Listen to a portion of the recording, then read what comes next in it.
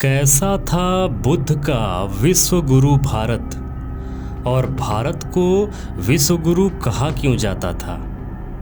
भारत को विश्व गुरु किस समय कहा जाता था और कितना विशाल था बुद्ध का विश्व गुरु भारत। उस विश्व गुरु भारत का एक झलक इस न्यूज़ रिपोर्ट के माध्यम से आप देखेंगे और समझेंगे कि कितनी विशाल संस्कृति, कितनी विशाल धरोहर थी विश्व गुरु भारत की। आपसे निवेदन है वीडियो अंत तक जरूर देखिएगा। अगर बीच में वीडियो स्किप करते हैं तो जाहिर सी बात है कि आप कंफ्यूज हो सकते हैं, इसलिए वीडियो अंत तक जरूर देखिएगा। इत्सिंग ने अपने यात्रा विवरण के आरंभ में लिखा है कि चीन से भारत और उसके पड़ोसी देशों में अब तक 56 बौद्ध यात्री आ चुके हैं। इत्सिंग कोई 400 और ह्वेनसांग 657 बौद्ध ग्रंथों की पांडुलिपि भारत से चीन ले गए थे।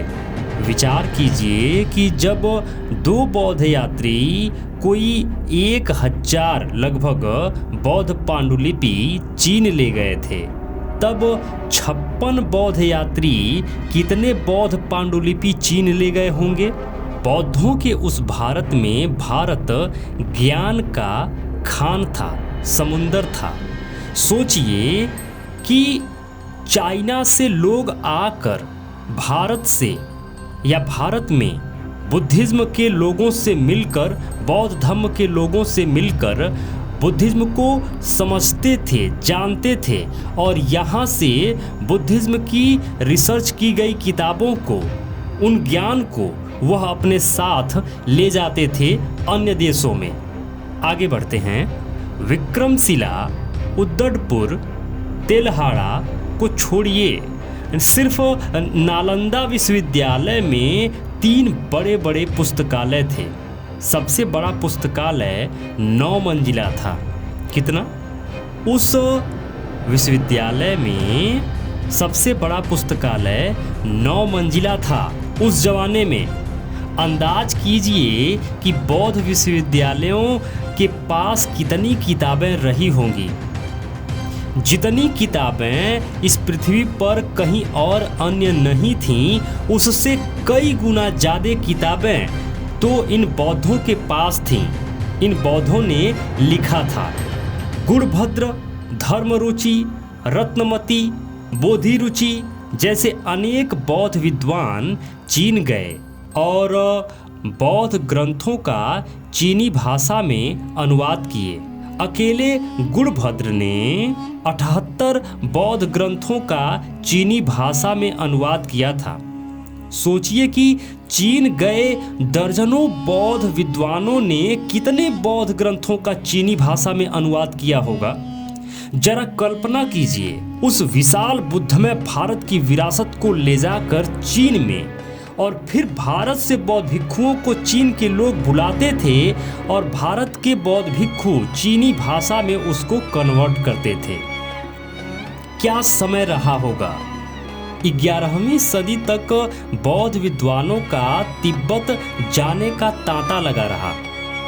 शांतिरक्षित, आर्यदेव, कमलशील, अतिश जैसे दर्जनों बौद्ध विद्वान तिब्बत गए, बौद्ध ग्रंथों का अनुवाद किए, लिखे भी। अकेले अतिश ने 200 बौद्ध ग्रंथ लिखे थे। सोचिए कि तिब्बत गए दर्जनों बौद्ध विद्वानों ने कितने बौद्ध ग्रंथ लिखे होंगे। आपको अभी समझने की जरूरत है, बुद्धिज्म इतना विशाल है या बुद्ध धर्म की धरोहर इतनी विशाल है कि एक जन्म में या पूरे जीवन में आप संपूर्ण सभी बौद्ध ग्रंथों को पढ़ नहीं सकते। यूं ही नहीं, बुद्ध के विरासत और बुद्ध के तेज प्रताप और बुद्ध के ज्ञान की वजह से भारत को विश्वगुरु कहा जाता था।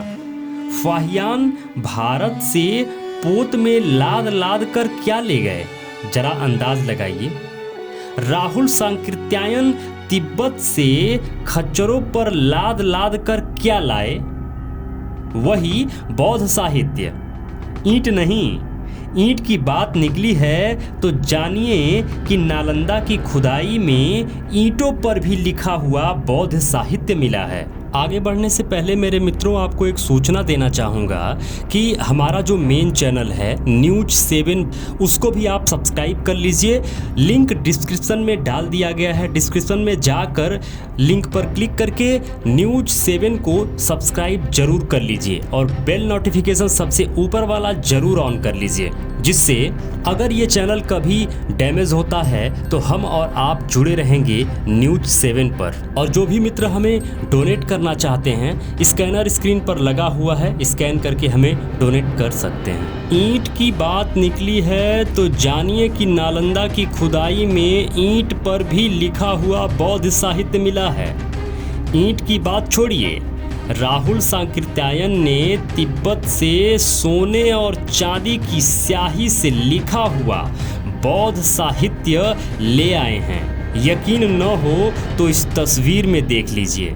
बहुत समृद्ध था बौद्ध साहित्य, वह अकूत साहित्य जिसे पाखंडियों के द्वारा काफ़ी हद तक जला दिया गया, नष्ट कर दिया गया।